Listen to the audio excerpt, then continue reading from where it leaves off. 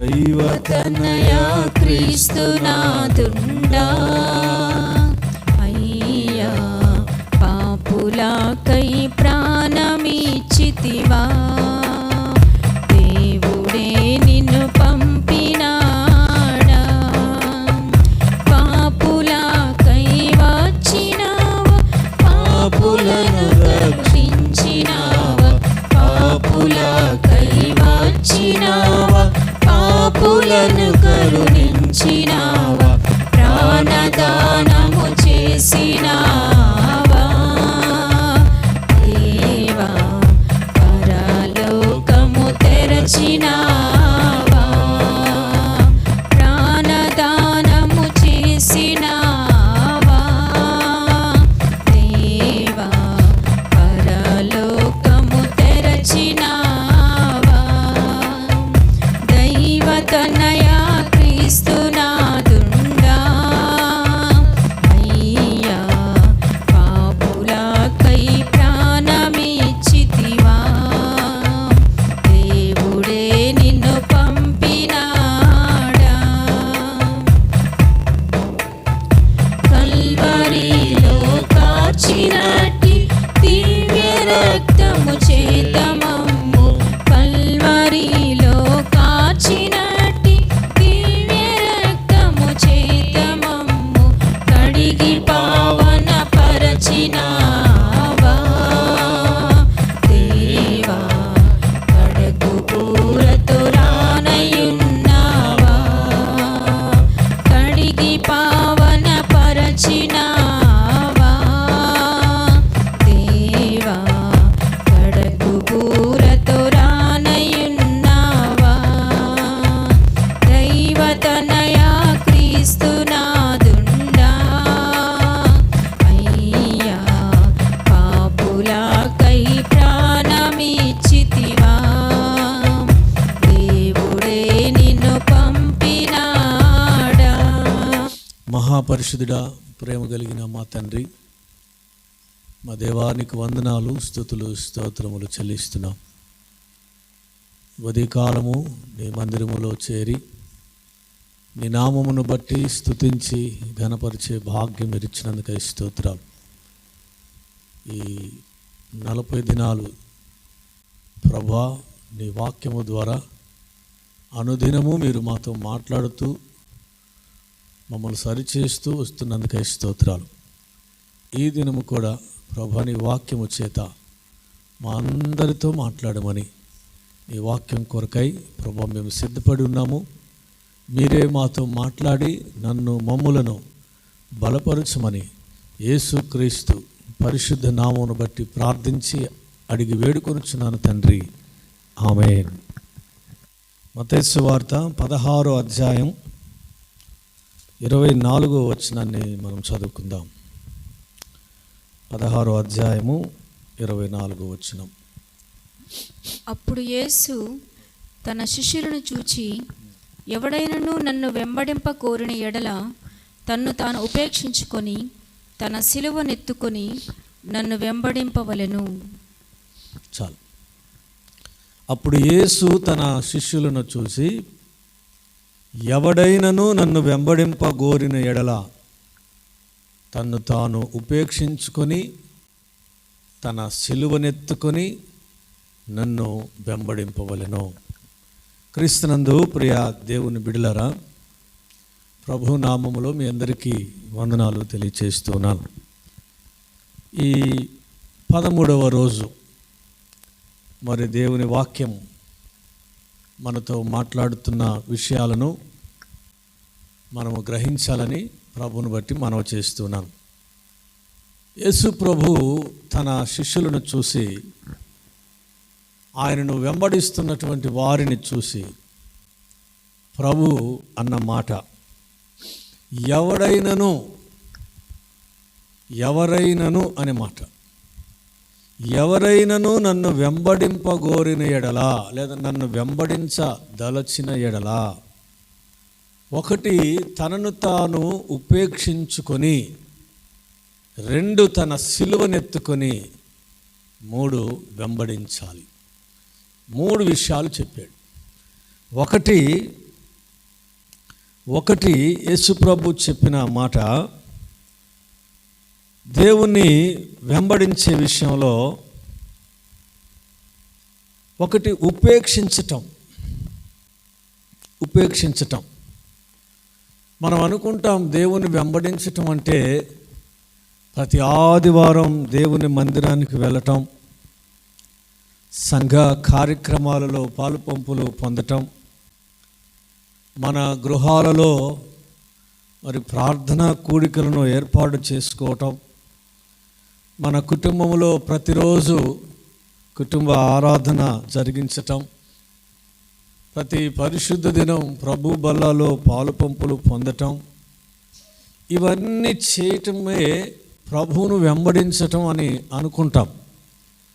ఇవన్నీ చేయటం మంచిదే, కానీ ప్రభువును వెంబడించేటువంటి విషయంలో మత్తయి సువార్తికుడు చాలా వివరంగా తెలియచేసినాడు.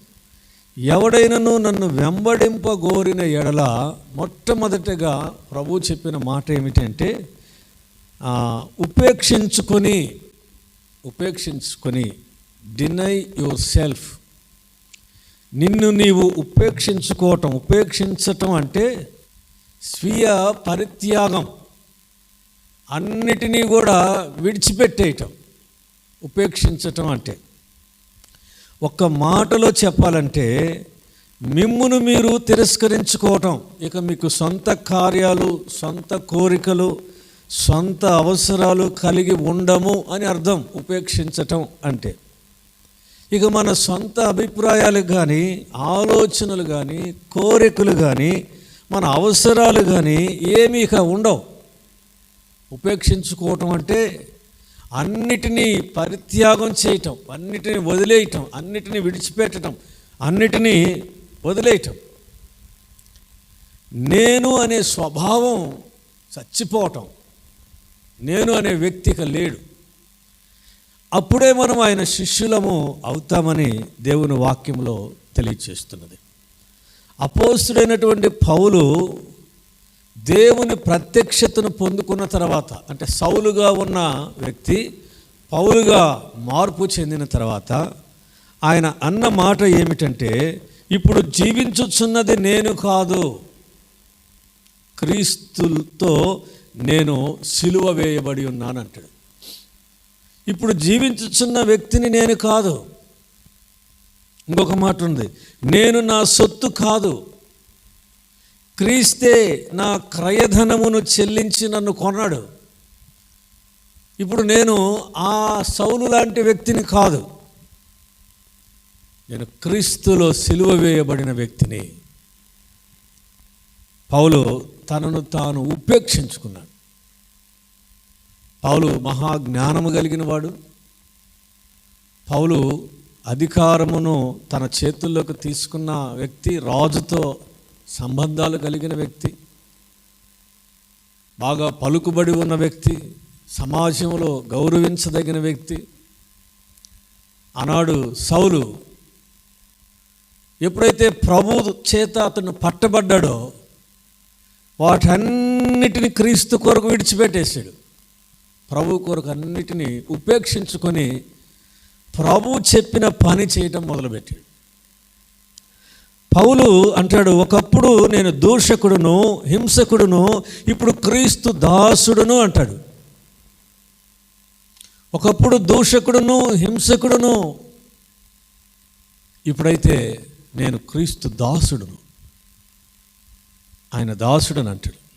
ఒకప్పుడు మై సెల్ఫ్, నేను ఇప్పుడు అన్నిటినీ విడిచి పౌలు తనను తాను ఉపేక్షించుకొని యేసు ప్రభువును వెంబడిస్తున్నాడు. యేసు ప్రభువును వెంబడిస్తున్నాడు. ఉపేక్షించుకోవటం. ఇక నీతో పాటు ప్రభుతో ట్రావెల్ అయ్యేదేంటూ ఏముండదు. నీవు తప్ప ప్రభుతో నడిచే క్రమములో ఇక నీతో పాటు ఏమి రాదు. నీ గొప్పతనం రాదు, నీ పేరు రాదు, నీ ధనము రాదు, నీ జ్ఞానం రాదు. అన్నిటినీ ఉపేక్షించుకొని నీ కోపం, నీ అహం, నీ గర్వం సమస్తాన్ని విడిచిపెట్టి యేసును వెంబడించటం ఉపేక్షించుకోవటం అంటే. యేసు ప్రభు ఆయన శిష్యులు అందరూ భోజనానికి కూర్చున్నప్పుడు యేసు లేచి తన పై వస్త్రమును అవతల పెట్టి ఒక టవల్ నడుముకు కట్టుకొని పల్లెములో నీళ్లు పోసి శిష్యుల పాదములు కడుగుటకు తాను కట్టుకొని ఉన్న టవలుతో వారి పాదములు తుడుచుట మొదలుపెట్టెను అంటాడు. యేసు ప్రభు దేవుని కుమారుడు, దేవుని దూతల చేత పరిచారము చేయించుకోగలిగిన శక్తి కలిగిన వాడు. మరి ఆయన మహాశక్తిమంతుడు, భూ సంబంధమైన వ్యక్తి కదా, పరలోక సంబంధమైన వ్యక్తి ఆయన. అయితే ఆయన ఏం చేస్తున్నాడు? తన శిష్యుల పాదములను కడుగుతున్నాడు. అంటే తనను తాను తగ్గించుకుంటున్నాడు. ఆయన తనను తాను తగ్గించుకొని తనకున్నటువంటి గొప్పతనం అంతటిని కూడా పక్కన పెట్టాడు. తనకున్న గొప్పతనం అంతటిని పక్కన పెట్టి యేసు ప్రభు శిష్యుల పాదాలు కడుగుతున్నాడు. మన జీవితంలో కూడా అటు తగ్గింపు కావాలి ప్రభువుని వెంబడించాలంటే. యోహాను సువార్త 13వ అధ్యాయంలో ఈ మాటలు రాయబడి ఉన్నాయి. కనుక ప్రియ దేవుని బిడ్డలారా, ప్రభు అనుకోలేదు నేనేంటి, నా స్థాయి ఏంటి, వీరి పాదములు కడగటం ఏమిటి అని ప్రభు అనలేదు. ప్రభు శిష్యుల పాదాలు కడిగి తుడుస్తున్నట్లుగా వాక్యంలో చూస్తున్నాం. మన జీవితంలో కూడా ప్రియ దేవుని బిడ్డలారా, నేను విద్యావేత్తను, నేను గొప్ప కులమునకు చెందినవాడును, నేను గొప్ప ధనవంతుడును, నేను జ్ఞానవంతుడును అనే ఆ గొప్పతనాన్ని ఉపేక్షించాలి. వాటినన్నిటిని విడిచిపెట్టి మనల్ని మనము తగ్గించుకొని ప్రభువుతో వెంబడించాలి, ప్రభువుని వెంబడించాలి. ఈనాడు కొందరు మనం చూస్తున్నాం, వారి పేర్లు వెనకాల ఒక ట్యాగ్ లైన్ ఉంటున్నది, దేవుని సేవకులే. దేవుని సేవకులే వారి పేరు వెనకాల సతీష్ రెడ్డి అనో లేకపోతే ఇంకొక రెడ్డి అనో ఇంకొక వారి కులాన్ని హైలైట్ చేసుకుంటున్నారు సేవలో. అంటే దాన్ని అతను ఉపేక్షించలేకపోతున్నాడని అర్థం. ప్రభు ఏం చెప్తున్నాడు? అన్నిటినీ ఉపేక్షించి నన్ను వెంబడించమంటే ఇక మళ్ళా నీవు ట్యాగ్ ఎందుకు పెట్టుకోవాలి? అవసరమేమున్నది? పౌలు అలా పెట్టుకోవాలంటే ట్యాగ్ పెట్టుకోలేడా? పౌలు సమస్తాన్ని ఉపేక్షించుకున్నాడు. ఈరోజు ప్రభువును వెంబడించే సేవకుడైనా విశ్వాసి అయినా నీకున్నటువంటి క్రెడిబిలిటీ అంతటిని విడిచిపెట్టేసి దేవుని వెంబడించాలి. ఇక ప్రభువే కనబడుతుండాలి మన జీవితంలో, దేవుడే కనబడుతూ ఉండాలి. అలాగూ మనం ట్యాగ్ లైన్ పెట్టుకుంటే మనం దేవుని శిష్యులము కానేరము. ప్రభు చెప్పాడు ఈ మాట. చూడండి, ఫిలిప్పీలకు రాసిన పత్రిక 3వ అధ్యాయం 7-8 వచనాల్లో పౌలు మాట అంటాడు, యేసు వెంబడించుటలో పౌలు అన్నింటినీ నష్టముగా ఎంచుకున్నాడు. క్రీస్తు కంటే లాభకరమైనదియు గొప్పది ఏదియు లేదని పౌలు అంటాడు. క్రీస్తు కొరకు, క్రీస్తు కంటే ఇక లాభమైనది ఏమీ లేదని చెప్తున్నాడు. గొప్పతనం ఇంకేమీ లేదని అంటున్నాడు. కనుక మనలను మనం ఉపేక్షించుకోవాలి. అందుకే ప్రభు అన్నాడు, నా వెంబడి రావాలనుకుంటే ఎవరైనా ముందు మిమ్మల్ని మీరు ఉపేక్షించుకొని రండి, మీకు ఉన్నవన్నీ పక్కన పెట్టేసి రండి, అన్నిటినీ పక్కన పెట్టి రండి అని యేసు ప్రభు తెలియచేస్తున్నాడు. మనల్ని మనం హెచ్చించుకుంటే ఆయన శిష్యులుగా ఉండనేరం. అందుకే ప్రభు ఎవడైనను నన్ను వెంబడింపగోరిన యెడల తనను తాను ఉపేక్షించుకొని ప్రభువును వెంబడించాలి. రెండో విషయం ఏం చెప్పినాడు అంటే, తన సిలువను ఎత్తుకొని వెంబడించమన్నాడు. ఏమని ఉంది ఆ మాట? మత్తయి సువార్త, తన్ను తాను ఉపేక్షించుకొని తన సిలువనెత్తుకొని నన్ను వెంబడించమన్నాడు. Every day take up your cross. ప్రతిదినము మన సిలువనెత్తుకొని ప్రభువుని వెంబడించాలి. సిలువ శ్రమకు గుర్తు, సిలువ మరణానికి గుర్తు, సిలువ విధేయతకు గుర్తు. ఇక్కడ ఎవరి సిలువ ఎత్తుకొని రమ్మన్నాడు? ఆయన సిలువను కాదు,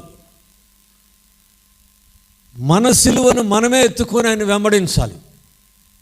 అంటే నీకు బాధలు ఉండొచ్చు, నీకు కష్టం ఉండొచ్చు, నీకు ఇబ్బందులు ఉండొచ్చు. వీటన్నిటినీ కూడా భరిస్తూ యేసు ప్రభువును వెంబడించాలి. ఇవన్నీ నీ జీవితంలో ఉన్నా, శ్రమను ఎదుర్కొంటున్నా, ప్రభువును వెంబడించే విషయంలో ఈ శ్రమ నీకు ఆటంకంగా ఉండకూడదు. నీకు ఆటంకంగా ఉండకూడదు. నీకు ఏమైనా పరిస్థితులు కానీ నీవు ప్రభువును వెంబడించాలి. ప్రభువును వెంబడించడానికి ఒక తీర్మానం తీసుకోవాలి. ఎప్పుడైతే అలాగ ఉంటాడో ఆ తర్వాత ప్రభు కొరకు ఎదురయ్యే శ్రమలలో కూడా నిలబడగలుగుతాడు. కొందరైతే ఆయన వెంబడించేవారు తనకేదో ఆయన యొద్ద నుండి లాభం, తన యొద్ద నుండి ఏదో ఆశించి వెంబడించే వాళ్ళు కొంతమంది ఉన్నారు. యేసును వెంబడించేవారు. అయితే ప్రభువును వెంబడించేవారంటే శ్రమలు ఎదురైతే వాటిని తట్టుకొని నిలబడేవారు కావాలని ప్రభు కోరుకుంటున్నాడు. నిందలు ఎదురైతే వాటిని సహించి నిలిచేవారే కావాలని అంటున్నాడు. మరణమే ఎదురైతే ప్రాణం ఇవ్వడానికైనా సిద్ధంగా ఉండాలని అంటున్నాడు. నష్టము కలిగిన లాభము అని భావించి ప్రభువును వెంబడించేవారు కావాలని అంటున్నాడు. అందుకే యేసు ప్రభు శిష్యుల్లో నన్ను వెంబడించు అని పేతురుతో అన్నప్పుడు తమ వలలు విడిచి ఆయన వెంబడించారు. అంటే ఇక క్రీస్తును వెంబడించడానికి వారి వలలు, వారి వ్యాపారము అన్నిటినీ ఉపేక్షించుకొని యేసు ప్రభువును వెంబడించారు. దానివల్ల వారికి లాభం ఉన్నది. ఆ లాభమైనా కూడా ప్రభువును వెంబడించారు, అన్నిటిని విడిచిపెట్టి. ప్రియ దేవుని బిడ్డలారా, ప్రభువును వెంబడించటం అంటే అన్నీ సౌకర్యంగా జరుగుతాయని కాదు. ఈనాడు లోకంలో కొంతమంది సేవకులు ఉన్నారు, మరి ఎంతో లగ్జరీగా ఉంటున్నారు. వారి జీవితంలో శ్రమ అనేది తెలియటం లేదు, వారికి బాధలు లేవు. దేవుని కంటే సుఖానుభవాన్ని అనుభవిస్తున్నటువంటి సేవకులు ఉన్నారు. ప్రభు ఏమంటున్నాడు? ప్రతి దినము నీ సిలువనెత్తుకొని నన్ను వెంబడించాలా అని అంటున్నాడు. ప్రభు అంటాడు, నక్కలకు బొరియలు ఉన్నాయి, ఆకాశ పక్షులకు గూళ్ళు ఉన్నాయి, మరి మనిషి కుమారుడు తలవాల్చడానికి కూడా స్థలం లేదు, మరి నేను వస్తావా అని ఒకరిని అడుగుతాడు. కనుక ప్రియ దేవుని బిడ్డ, ప్రభువును వెంబడించడంలో ఖచ్చితంగా అంత సంతోషకరమైన ప్రయాణం ఏమి ఉండదు.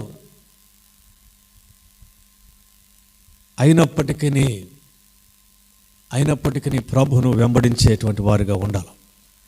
మరి క్రీస్తును ఆయన సిలువను ఎత్తుకొని వెంబడించటం అంటే సిలువ చాలా భారమైనది. సిలువ శ్రమలకు గుర్తుగా ఉన్నది, మరణానికి గుర్తుగా ఉన్నది. క్రీస్తును వెంబడించే నీవు ఎంత భారమైనా, ఎంత శ్రమైనా, చివరికి ప్రాణం ఇచ్చుటకైనా సిద్ధపడి యేసు ప్రభువును వెంబడించాలి. యేసు ప్రభు శిష్యులందరూ ఇలాగనే వెంబడించారు. క్రీస్తు కొరకు వారి ప్రాణాలను కూడా త్యాగం చేయడానికి వారు వెనకాడలేదు. వారు శ్రమలను పెద్ద లెక్క చేయలేదు. పౌలు పరిచర్యలో ఎదురైన అనేకమైన శ్రమలు ఉన్నా ఆ శ్రమలను చూసి దేవుని వెంబడించటం మానలేదు. ఆ శ్రమలు సహిస్తూనే యేసును వెంబడించాడు, తన సిలువనెత్తుకొని వెంబడించాడు. అవన్నీ తన భుజముల మీద ఉన్నాయి. భారం, కష్టం, ఆకలి, వస్త్రహీనత, ఎన్నో ఇబ్బందులు పౌలుకు ఉన్నా వాటన్నిటినీ తన భుజాల మీద వేసుకునే ప్రభువును వెంబడించినాడు, సిలువనెత్తుకొని ప్రయాణం చేశాడు. ఈరోజు మనం కూడా ప్రభువును వెంబడించట్లో మనం సిలువనెత్తుకొని ప్రయాణం చేయాలి. శ్రమ వస్తుంది, కష్టాలు ఉంటాయి, ఈ లోకరీతిగా ఇబ్బందులు ఉంటాయి, శోధనలు ఉంటాయి. కష్టాలు ఉంటాయి. వీటన్నిటినీ కూడా మనం మోస్తూ ప్రభువును వెంబడించాలి. అంటే ప్రభువుని నమ్ముకుంటే ఇవన్నీ ఉంటాయా? ఇవన్నీ మోయాల్సిందేనా? మీకేం విడుదల లేదా? అన్నిటినీ మోస్తేనేనా ప్రభువుని వెంబడించడం అంటే? అలా అని కూడా కాదు.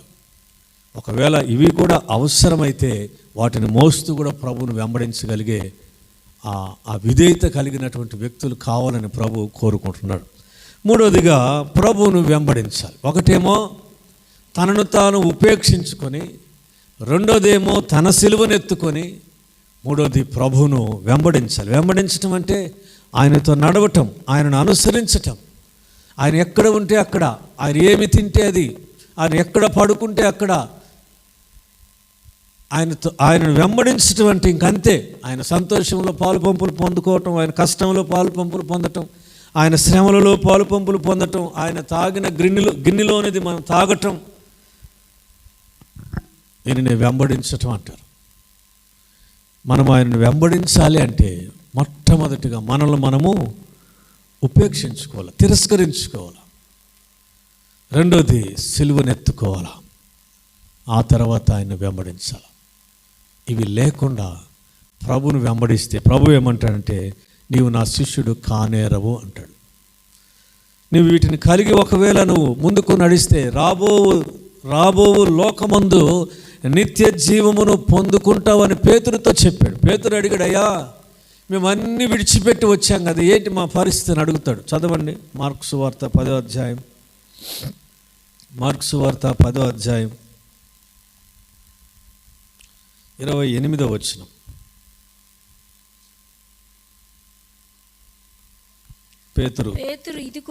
పేతురు ఇదిగో మేము సమస్తమును విడిచిపెట్టి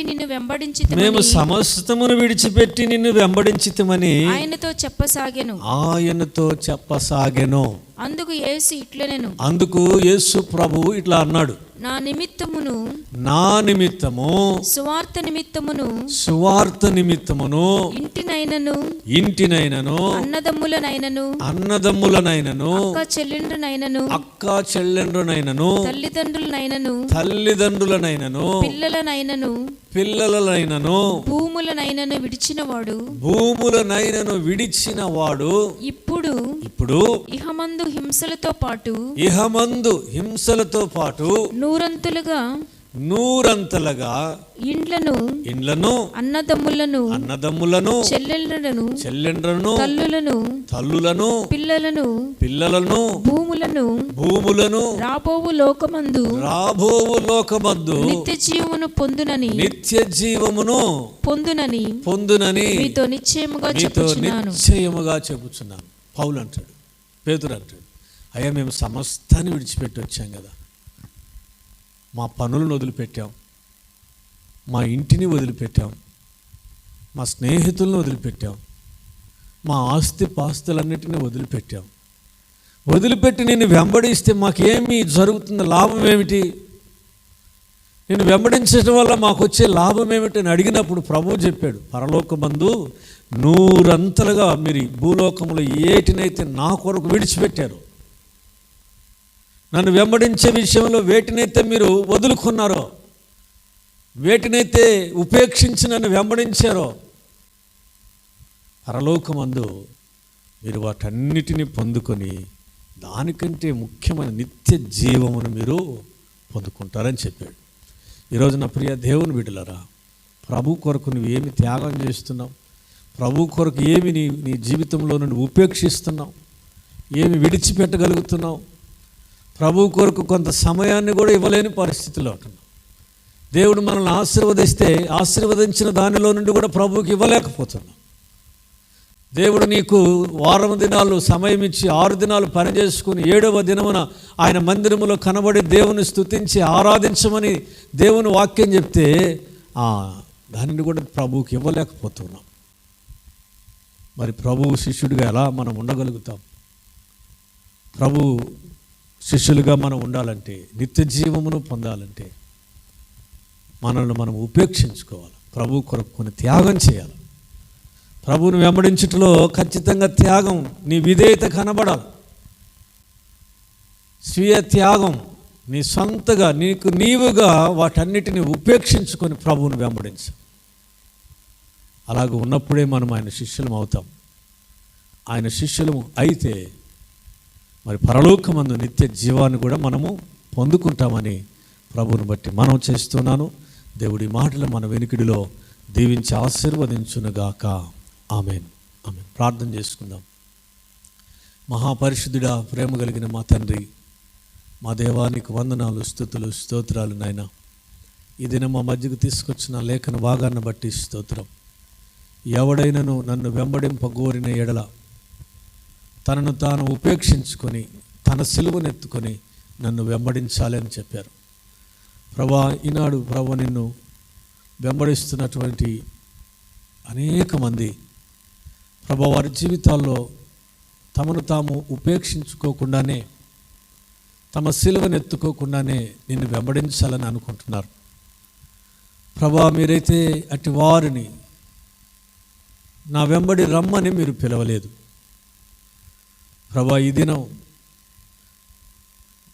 మీ పరిచర్య కొరకు, మీ కొరకు మా జీవితాలు ప్రభా మమ్మల్ని మేము ఉపేక్షించుకొని మా సిలువనెత్తుకొని నిన్ను వెంబడించే బిడలుగా ఉండుటకు నీ కృప దయచేయమని ప్రార్థన చేస్తున్నాను.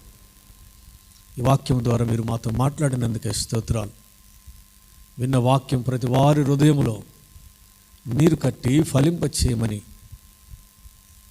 ప్రతి విశ్వాసిని బలపరచమని, ప్రతి వారిని శిష్యులుగా ప్రభువా ఉండుట కొరకై తమను తాము ఉపేక్షించుకొని ప్రభా నిన్ను వెంబడించగలిగే అనుభవంలోనికి ప్రతి వారిని తీసుకురమ్మని ప్రార్థన చేస్తున్నాం.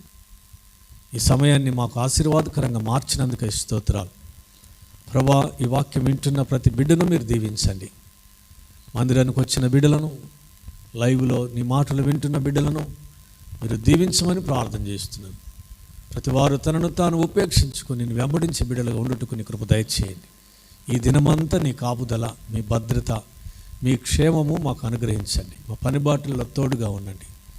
ఈ దిన కార్యక్రమాలన్నిటిలో ప్రభా మీరు తోడుగా ఉండండి, సహాయం చేయండి, మీ కృప చూపించండి, మీ భద్రత మాకు అనుగ్రహించమని ప్రార్థన చేస్తున్నాం. సంఘమును మీరు దీవించి ఆశీర్వదించండి. సంఘములో ఉన్న ప్రతి కుటుంబాన్ని మీరు ఆశీర్వదించి దీవించమని యేసుక్రీస్తు పరిశుద్ధ నామమును బట్టి ప్రార్థించి అడిగి పొంది ఉన్నామని నమ్ముచున్నాను తండ్రి. ఆమేన్, ఆమేన్.